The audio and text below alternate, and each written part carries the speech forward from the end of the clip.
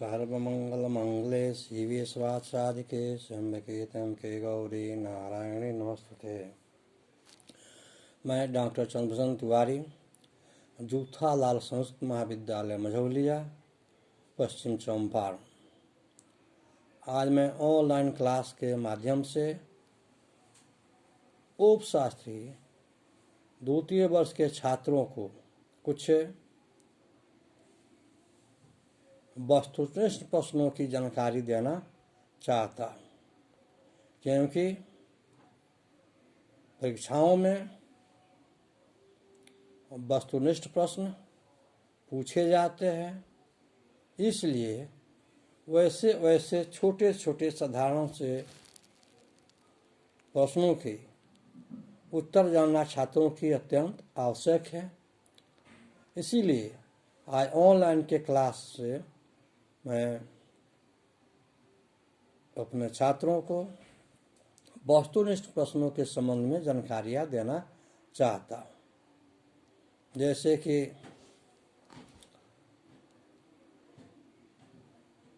क्रियाजन्यम किसकी रचना?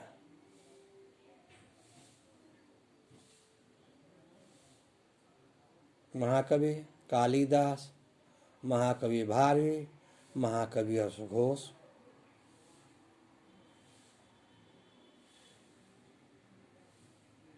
इसका उत्तर होगा क्रियाजन्यम महाकाव्य भारवी की रचना है। ठीक उसी प्रकार जो दूसरा प्रश्न होगा वो है किरातार्जुनीयम में किसकी कथा वस्तु है? रामायण की, गीता की, महाभारत की या अन्य? इसका उत्तर होगा ये किरातार्जुनीयम की कथा वस्तु महाभारत से ली गई है। ठीक उसी प्रकार इसका तीसरा प्रश्न हो सकता है कि किरातार्जुनीयम के प्रथम सर्ग में किसकी कथा वस्तु है? उसकी कथा वस्तु के विषय वस्तु क्या है?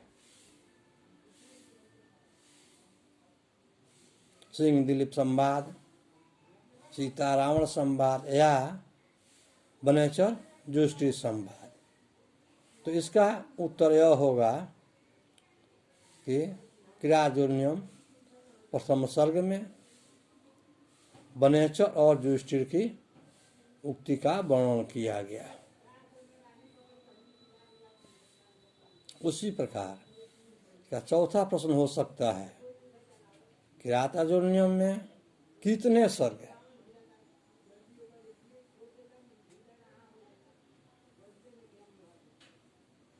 5, 8, 10, 20? जिसका समुचित उत्तर होगा किरातार्जुनीयम में 18 सर्ग है।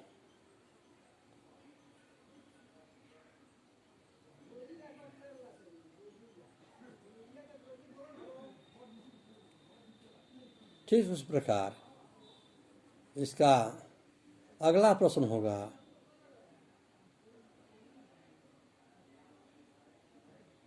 किरातार्जुनीयम में द्रौपदी किसे उद्दीप्त कर रही है?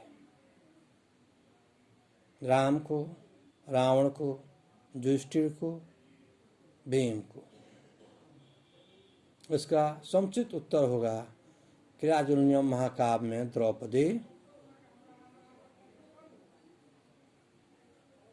भीम और युधिष्ठिर को उत्तेजित कर रही है। ठीक उसी प्रकार से किरातार्जुनीयम में जो अगला वस्तुनिष्ठ प्रश्न होगा वो है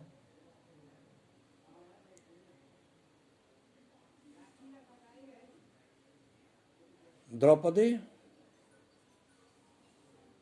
कस्य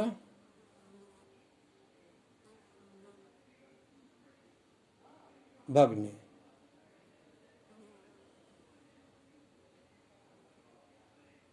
जिसका उत्तर होगा द्रौपदी कृष्ण की भगिनी, कृष्ण की बहन। ठीक उसी प्रकार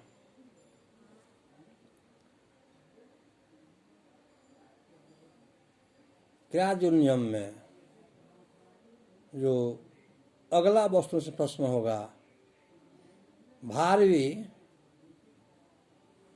किस धर्म के मानने वाले थे, अनुयायी थे? जैन धर्म, वैष्णव धर्म, शैव धर्म या अन्य? जिसका उत्तर होगा भारवी शैव भक्त थे, शैव मतावलंबी थे कि किरातार्जुन नियम में भी उनका शैव मतावलंबी देखने को मिलता है। इसी प्रकार इस किरातार्जुन नियम में जो अगला वस्तु प्रश्न होगा वो है, भारवी वास्तविक नाम का, भारवी का वास्तविक नाम क्या था? इसका उत्तर होगा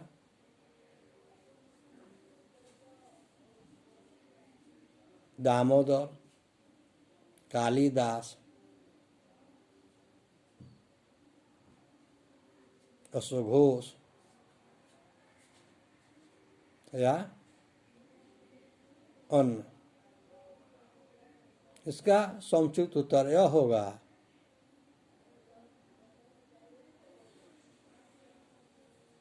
कि भारवी वास्तविक नाम दामोदर आसीत। भारवी का वास्तविक नाम दामोदर था।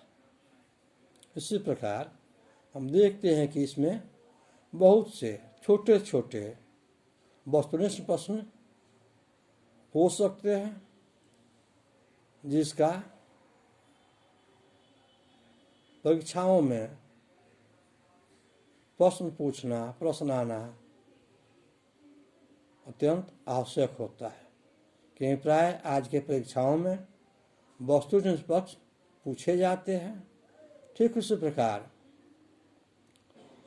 जो रघुवंश महाकाव्य है, जो उपशास्त्री में पाठ्यक्रम में निर्धारित है, उसके जो वस्तुनिष्ठ प्रश्न हो सकते हैं वो है रघुवंश कस्य रचना, रघुवंश किसकी रचना है, कालिदास, भारवी,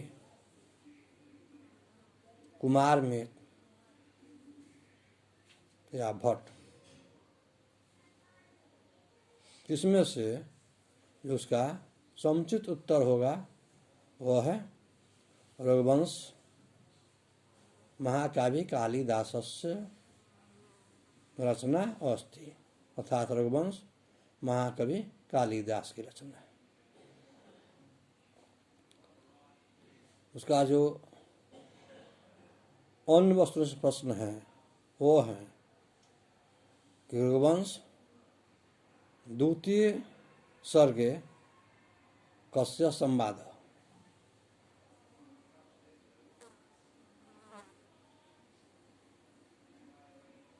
वनेचर, जुष्टि, द्रौपदी, कृष्ण, सिंह, दिलीप संवाद। इसका समुचित उत्तर यह होगा कि रघुवंश द्वितीय सर्गे सिंह दिलीप संवाद अस्ति। ठीक उस प्रकार हो सकता है कि जो अगला प्रश्न होगा, रघुवंश महाकाव्य में किसकी वंश की कथा है, कौरव वंश, पांडव वंश, सूर्यवंशी या रघुवंशी? इसका समुचित उत्तर यह होगा कि रघुवंश में रघुवंशियों की कथा वर्णित है। फिर जो इसका अन्य जो वस्तुनिष्ठ प्रश्न होगा वो कि रघुवंश महाकाव्य कति सर्गा सन्ति पंचदश पंचदश 19 इसका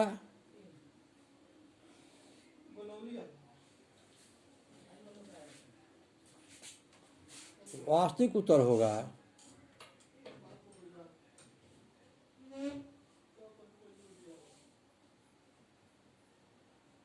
रघुवंश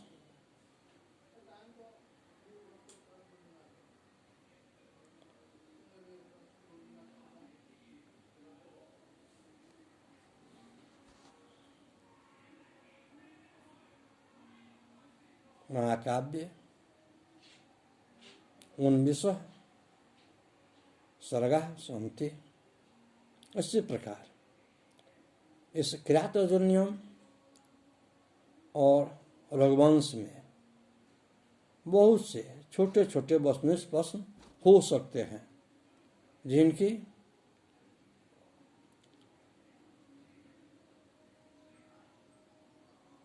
जानकारी होना छात्रों के लिए अत्यंत आवश्यक है। जैसा कि अभिज्ञान शाकुंतलम कस्य रचना, भारवी, कालिदास, कुमारदास, भट्टनारायण। इसका संक्षिप्त यह होगा कि अभिज्ञान शाकुंतल महाकवि कालिदासस्य रचना अस्ति।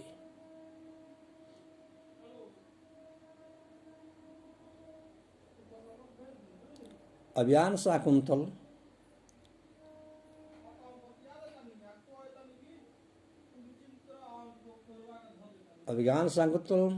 नाटके कस्य मणय विषय। इसका समुचित उत्तर होगा कि अभिज्ञान शाकुंतलम में दुष्यंत और शाकुंतला का वर्णन है।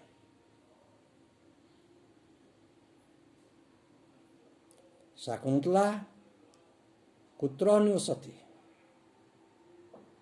शकुंतला कहाँ निवास करती है। इसका समुचित उत्तर होगा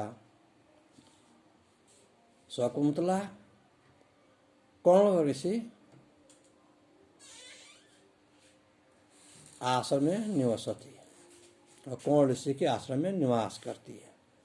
इस प्रकार हम देखते हैं कि इन सब पुस्तकों में बहुत सारे वस्तुनिष्ठ प्रश्न हैं जो प्रायः परीक्षाओं में पूछे जाते हैं, जिसकी जानकारी छात्रों को होनी चाहिए। पुनः मैं